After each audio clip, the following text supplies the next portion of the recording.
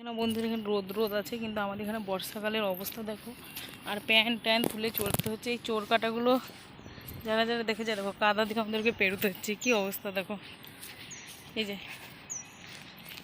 রাস্তা দিয়ে যাচ্ছি আর এই দেখো চোর কাটা কিরকম, আর কাদা দেখো এই দিয়ে দিয়ে পেরোতে হচ্ছে। সব অবস্থা, মাঠের শুকনো মাঠ, কিন্তু অবস্থা দেখো চারিদিকে চোর কাটা। এত চোর কাটা যে তোমাদেরকে বলে বুঝতে পারবো না বন্ধুরা। এইগুলোর জন্য আমাদের কত অসুবিধা হয় জানো। বর্ষাকালে চলতে ফিরতে দেখো সব জামার মধ্যে এই কাঁটাগুলো লেগে গেলে না প্রচণ্ড কষ্ট। পুরো মাঠটা দেখো আমাদের সব ডুবে গেছে চারিদিকে। এই বর্ষাকাল আসলে আমাদের এই একটা দেখো হাতে চপ্পল নিয়ে চলছি এই জলের উপর দিয়ে। কী আর করা যাবে। তাও আজকে এখানে রোদ উঠেছে, কিন্তু রোদের এত জোর তাও টানতে পারছে না এই জলগুলো। আর আমাদের এইখান দিয়েই চলাফেরা করতে হয় শর্টকাটে। রাস্তা আছে, কিন্তু রাস্তা অনেকটা ঘুরে ঘুরে যেতে হবে। এটা শর্টকাটের রাস্তা ধরো, তার জন্য এখান দিয়ে আমরা যাওয়া আসা করি। ওই যে আমার ঘর বন্ধুরা দেখা যাচ্ছে দেখো। এই রাস্তা দিয়েই চললাম।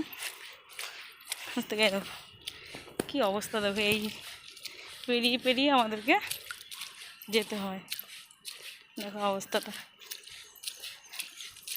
বর্ষাকালে আমাদের এখানে অবস্থা একদম ঢিলা হয়ে যায়। দেখেছ, চপ্পল হাতে করে খালি পায়ে তাও আবার চললাম। আর দেখো চারিদিকটা ডুবে গেছে, দেখো পানকড়ি দেখা যাচ্ছে। এখন পর্যন্ত অন্য টাইমে কত শুকনো, আর এই চোর কাটাগুলো আমাদেরকে প্রচণ্ড জ্বালায়। বাপরে বাপ, আর দেখো পানকড়ি খেলে বেড়াচ্ছে, চারিদিক ডুবে গেছে জলে। আর আমি যাচ্ছি এই জলের উপর দিয়ে ছপ ছপ করে। এই অবস্থা ঢিলা, যাবোই বা কোন দিক দিয়ে। কোনো রকমভাবে পেরোনো।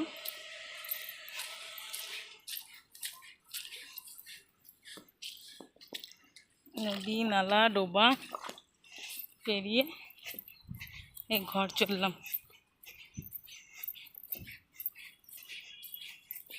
দেখে নাও, আর তার মধ্যে এই চোর কাটা, এগুলো আবার যদি লেগে গেছে ব্যাস, তাহলে অবস্থা ঢিলা হয়ে গেল। জামা পেলে সারা রাত বসে বসে বাঁচতে হবে, সারা দিন। দেখেছো কত কাটা। ঘর ঢুকে গেলাম, বাড়িতে চলে এলাম। আর এই দেখো পুরো রাস্তাটা ঘুরে ঘুরে এলাম ওখান থেকে, কেমন কাদা দিয়ে পেরিয়ে এলাম। এই নিয়ে বাড়ি ঢুকে গেছি। Tata bye bye. ভিডিওটা ভালো লাগলে অবশ্যই সাবস্ক্রাইব করে দিও।